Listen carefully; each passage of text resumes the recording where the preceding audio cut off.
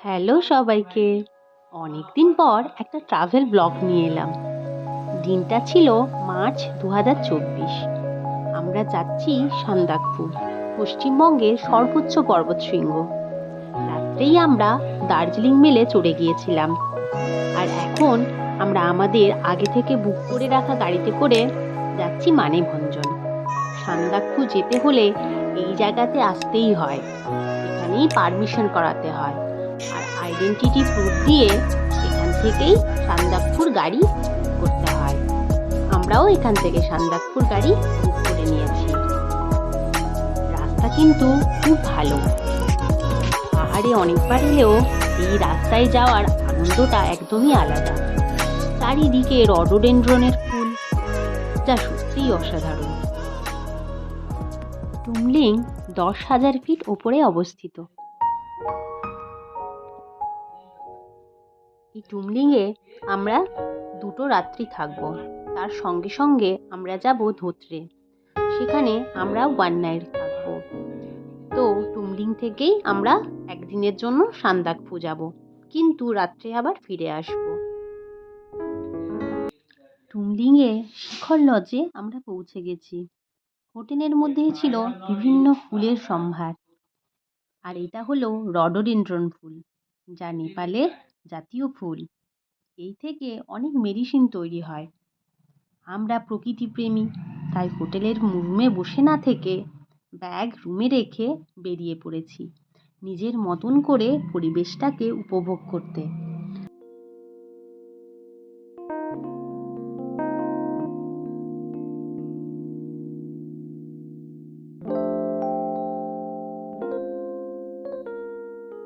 সন্ধ্যের পর আর ভিডিও করা হয়নি, শরীর খুব ক্লান্ত হয়ে পড়েছিল। পরের দিন সকাল যা আমি উপলব্ধি করেছি তা সত্যিই মুখে বলে বোঝানোর নয়।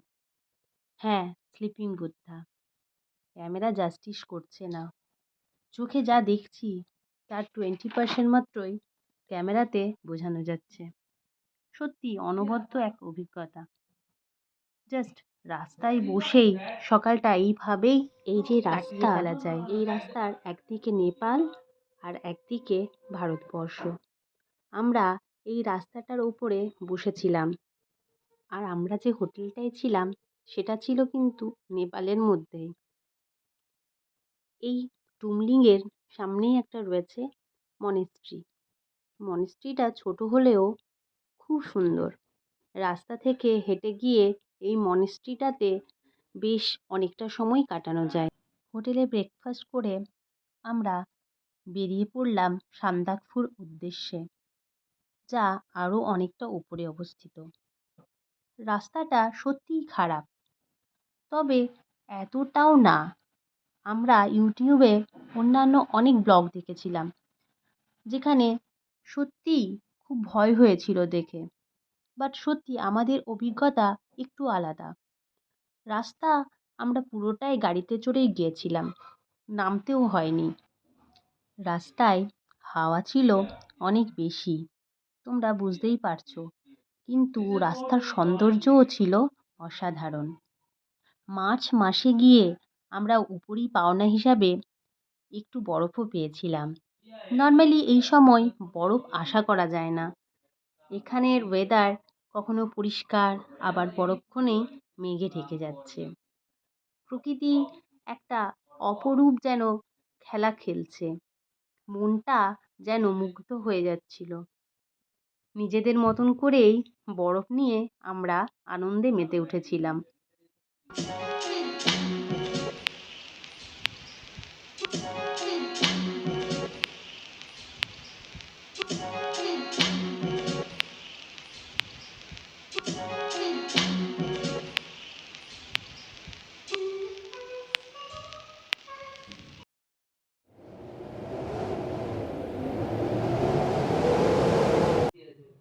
আর এখানে ঠান্ডায় আমাদের হাল সত্যিই খুব খারাপ হয়ে গেছিল। একটু চা কফি খেয়ে নিয়েছিলাম।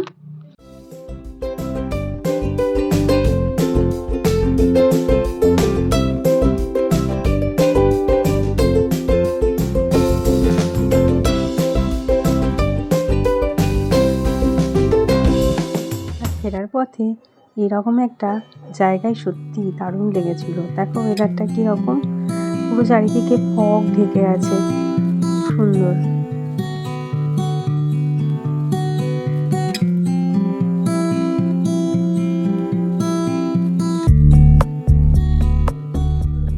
এরপর আমরা ফিরে এসেছি শিখর লজে।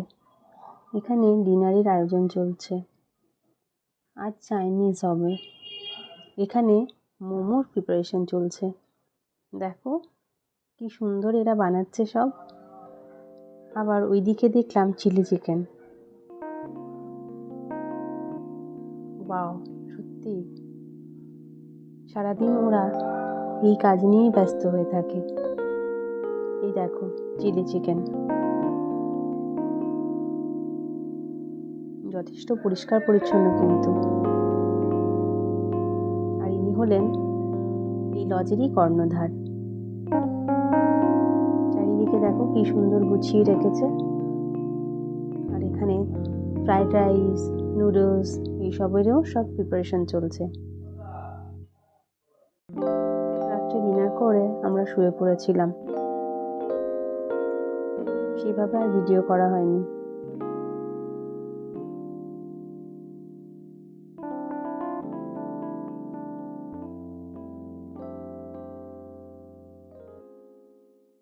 এবার ফেরার পালা। টুবলিংকে একটু এক্সপ্লোর করে আমরা ফিরে যাব এবার ধোত্রের পথে। এভাবেই আমরা রাস্তার ধারে ঘুরে বেড়াচ্ছিলাম। রাস্তার মধ্যেই স্ন্যাক্স টিয়ের একটা শপও ছিল। যখন ইচ্ছা আমরা চা অর্ডার করছিলাম আর প্রকৃতিকে নিজের মতন করে বোঝার চেষ্টা করছিলাম। এবার সত্যি টুবলিং থেকে বিদায় নিতে হবে। যতটা সম্ভব ক্যামেরা বন্দি করে আমরা বেরিয়ে পড়লাম নেক্সট গন্তব্য ধোত্রের উদ্দেশ্যে। রাস্তায় ছিল এই মনিস্ট্রি, অনবদ্য এক জায়গা। গন্তব্যস্থানে পৌঁছানোর আগে ড্রাইভার দাদাকে বলেই রেখেছিলাম সাইট সিন হিসাবে যা দেখানো সম্ভব দেখিয়ে দেবেন। তার দৌলতেই এই টি গার্ডেন আসা।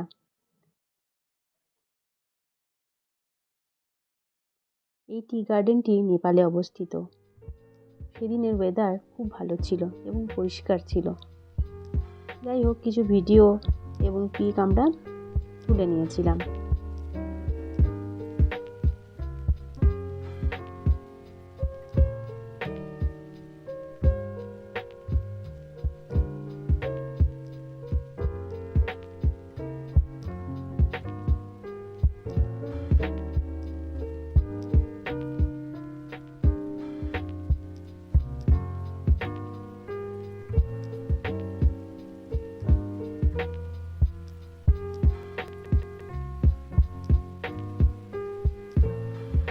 ধোত্রে পৌঁছাতে সন্ধে হয়ে গেছিল, তাই আর ভিডিও করা হয়নি।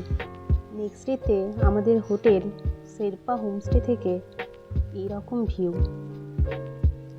কাঞ্চনজঙ্ঘা রুমের জানালা থেকে দেখা যাচ্ছে। এখানে আমরা সারাটা দিন এই গ্রামটিকেই উপভোগ করব। কোনো প্ল্যান নেই, কোথাও যাওয়ার কোনো তাড়া নেই, শুধু পায়ে হেঁটে রাস্তায় রাস্তায় ঘুরে বেড়াবো।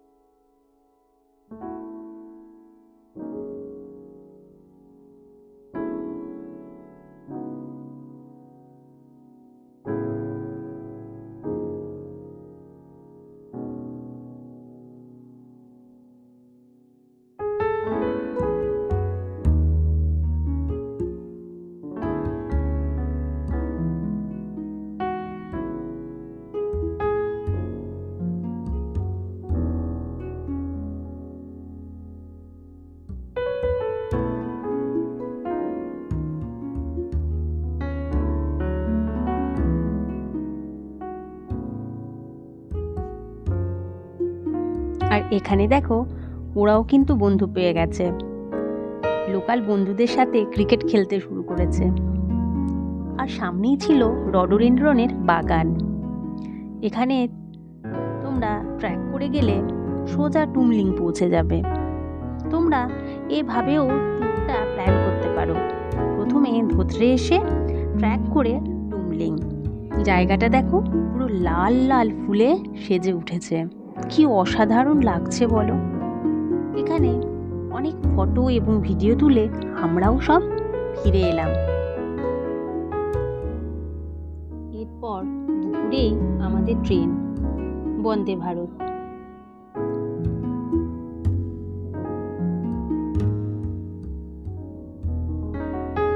আচ্ছা, আর ট্রেকিংয়ের যে কথাটা বলছিলাম সেটা তোমরা করতেই পারো।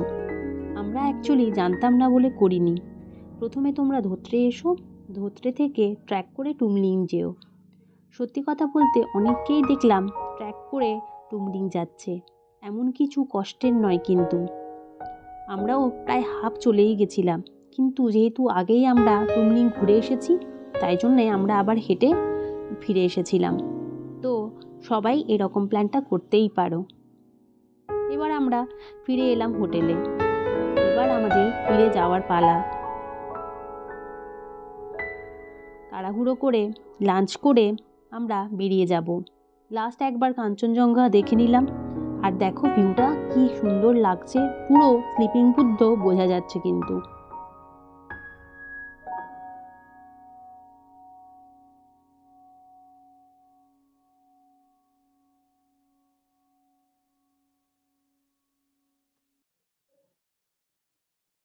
আর এদিকে দেখো মন খারাপ নিয়ে উঠে পড়েছি বন্দে ভারতে। ওঠার কিছুক্ষণের মধ্যে ওনারা দিয়ে গেলেন ইভিনিং স্ন্যাক্স। যদিও তখন খেতে পারিনি, একটু তাড়াতাড়ি করেই দিয়েছিলেন ওনারা। কিছুক্ষণ পর একটু বসে রেস্ট নিয়ে আমরা ইভিনিং স্ন্যাক্সটা খেয়ে নিলাম, সঙ্গে চাও ছিল।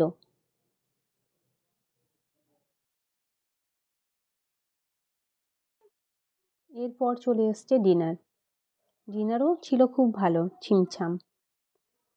নর্মাল শতাব্দী এক্সপ্রেসে যেরকম ডিনার দেওয়া হয় বন্দে ভারতেও আমরা ঠিক সেই রকমই ডিনার পেয়েছিলাম। কোয়ালিটি ঠিকঠাকই ছিল। আর ডিনারের মধ্যে ছিল নর্মাল স্টিমড রাইস, ডাল, চিকেন, একটা মিক্সড ফ্রাই, সমস্ত সবজি নিয়ে, আর ছিল চাপাতি, আর আচার, আর দই। এটা নর্মাল সুন্দর ডিনার ছিল। আর তার সাথে পরে ছিল মাদার ডেয়ারির আইসক্রিম, ভ্যানিলা ফ্লেভারের আইসক্রিম ছিল। ব্যাস, এবার নামার পালা। আমরা 11:30টার মধ্যেই নেমে গেছিলাম। আর তোমরা বলো আমার ব্লগ কেমন হয়েছে। আর একটুও যদি হেল্প হয়ে থাকে তাহলে প্লিজ আমার চ্যানেলটা সাবস্ক্রাইব করে দিও।